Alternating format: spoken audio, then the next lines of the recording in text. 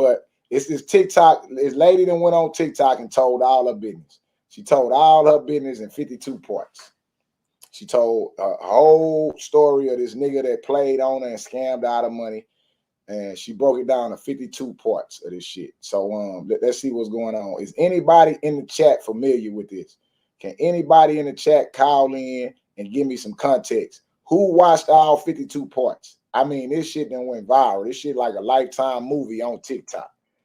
52-part series, and everybody is watching. 50-part series. Hold on, here we go. Did I marry? So I met my ex-husband around March 4th of 2020.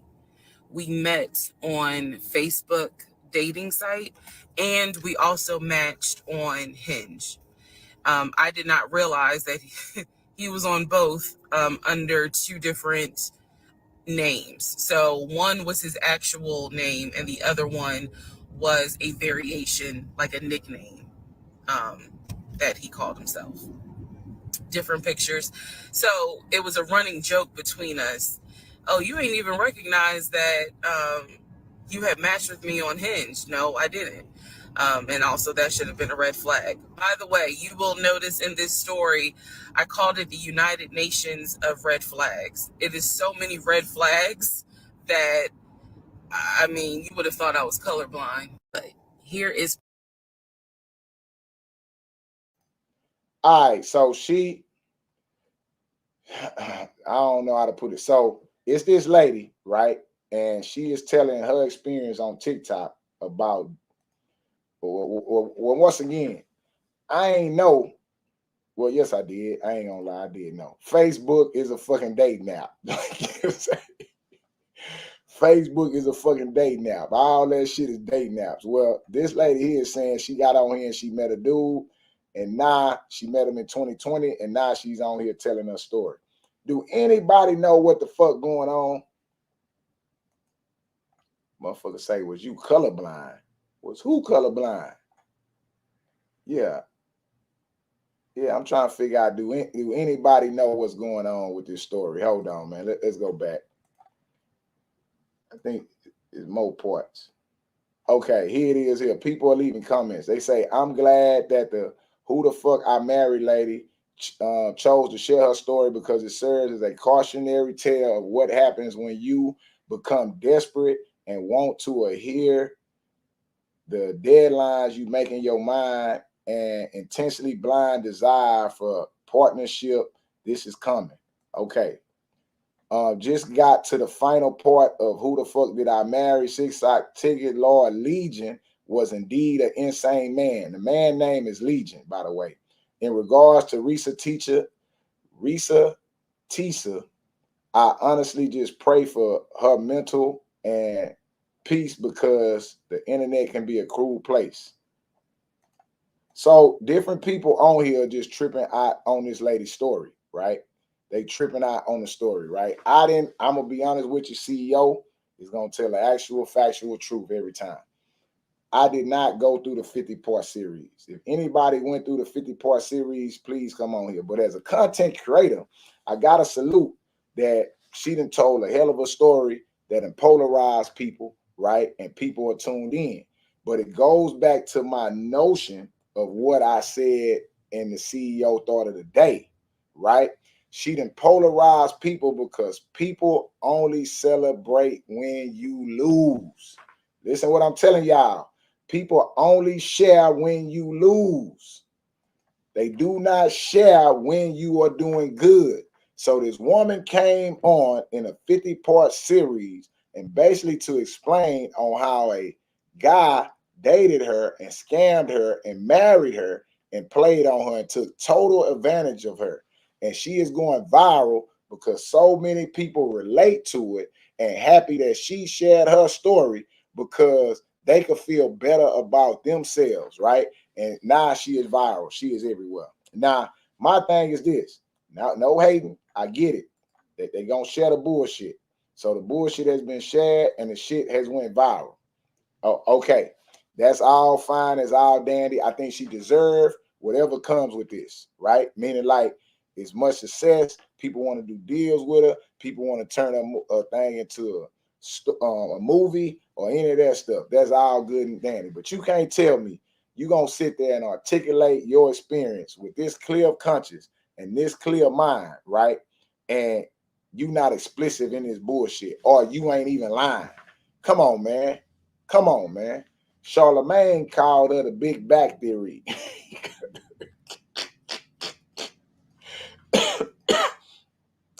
Of Charlemagne that said I'm this is marrying. the big back issue. So I met my ex-husband around March 4th of 2020.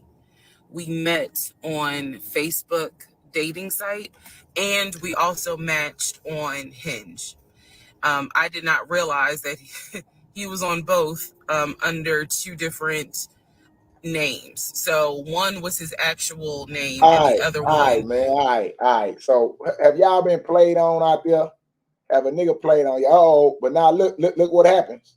So she going viral, but you gotta remember, it's three sides to every story, right? She's going viral, telling her side, and then guess what happens? Shit, the other side pop up. Now here come the other side. Here come the other side. This came out today. So what Tik Tok's Ressa Tessa X, the man she is talking about, Legion, is considering taking legal action against her for damaging his reputation, says she lied on him because he wouldn't take her back. Yeah, let's get into it, y'all. The guy name is Jerome McCoy. He goes by Legion, is considering taking legal action against her for damaging his reputation. According to TMZ, Legion is currently working with PR at a hospital and says Ressa 50-part "Who Did the Fuck Did I Marry" series is affecting his job. Legion says her accusations about him are false. He also says that before dropping the series, she allegedly tried to reconcile with him and threatened to expose him if he didn't comply. He believed the videos were made because he ignored her demands. Ressa accused him of lying about his career, his family, and his wealth, man. What the fuck is going on here? Has anybody experienced this? This ain't catfishing. Yeah, this ain't catfishing. This game running right here. This ain't no goddamn catfishing. That nigga ain't got no pole in his hand throwing no motherfucking reel in the water. That nigga got a motherfucking net and he bagging a bitch all the way up. That nigga even going as far as walking down the aisle. Nigga, they call this shit long corn, man. If anybody been involved, well, again, y'all not gonna admit it, man. Y'all not gonna admit it. What? You say you did, News? Yes, I did. I see you, lovely. I'm dry. Oh, you talking about something else? Well, say who did you like that? News, Kev. Kev did you like that? Shout out to Stay True, man. Stay True is in the building, man. Yeah. Look, she talk about sending the link. Now she want to come clean. Yeah. Okay, y'all. Hey, y'all get y'all recording on. We finna drop the link. News coming up to give her 50-part series. Yeah. Hey, she finna give her 50-part series, man. Yeah. Surviving Kev.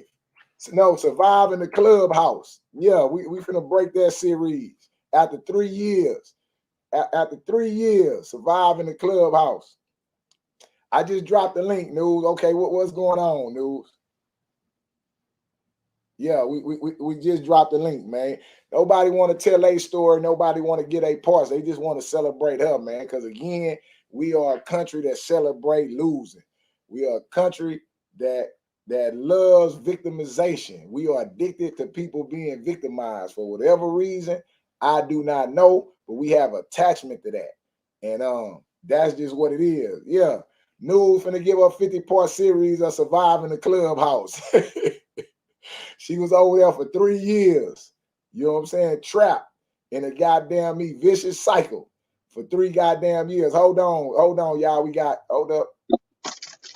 Hey, what's going on, News? Hey, so no, ain't no surviving nothing over here.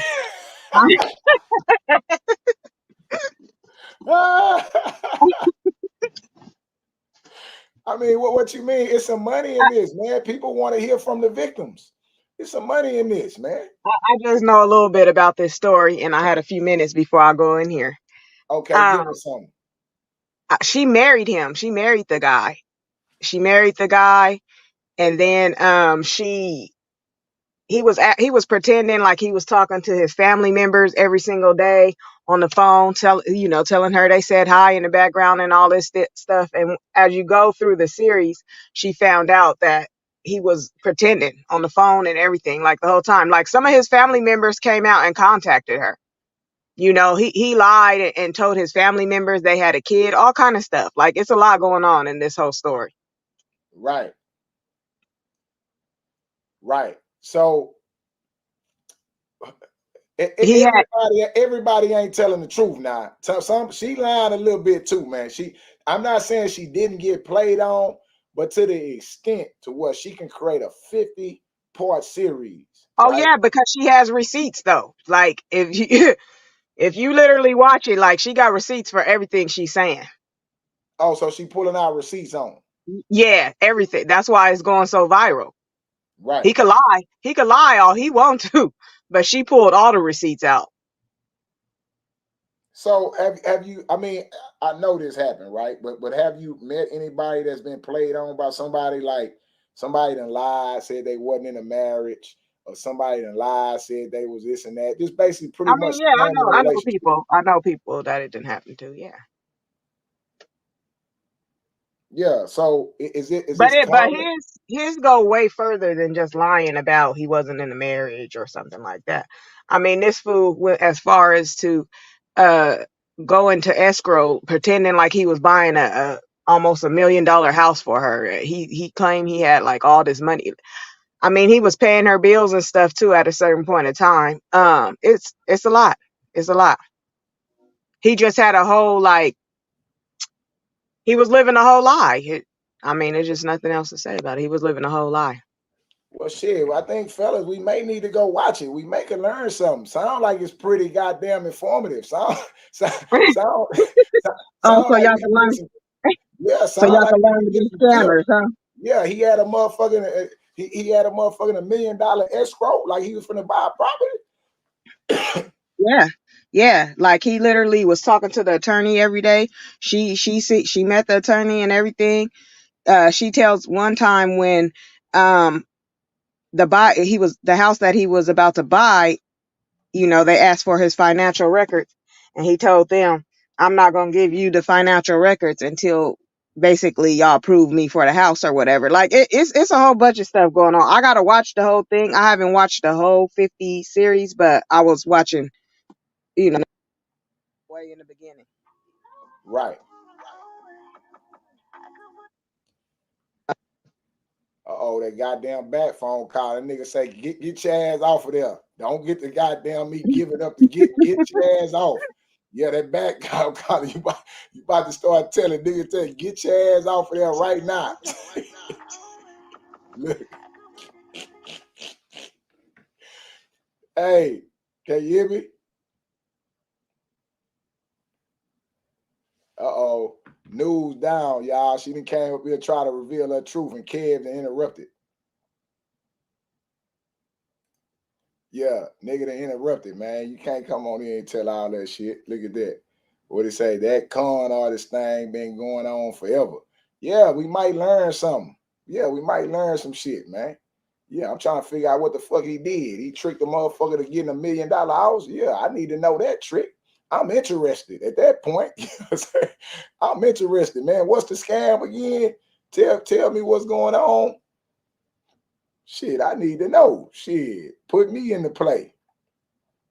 Yeah, put me down, so to speak. But again, man, y'all gotta check it out. It's Ressa Tessa, right? And she got down me telling her story, and she's telling what's going on. But the niggas coming out and saying, not so fast. I'm gonna goddamn me put a lawsuit on your ass because you ain't finna take off with my game that quick. And that's crazy how he done ran all this game on her, right? And she done flipped it on him. Now she the leader of the game. She got the game and is in her control now. Shit get tricky, fellas, man. This shit get tricky, man. You gotta listen, man. You always gotta have a strong end game. Listen, It's never how you start, but how you finish. I need to do a CEO thought of the day on that. You need a strong end game. Most people ain't got a strong end game, and that's how this shit get all fucked up, man. The best part of the chess game is the end game. And niggas never talk about the end because they too busy trying to move pieces, man. But I could go on and on and on about that. But we'll talk about that one day as a CEO thought of the day, man. Let's go on to the next topic.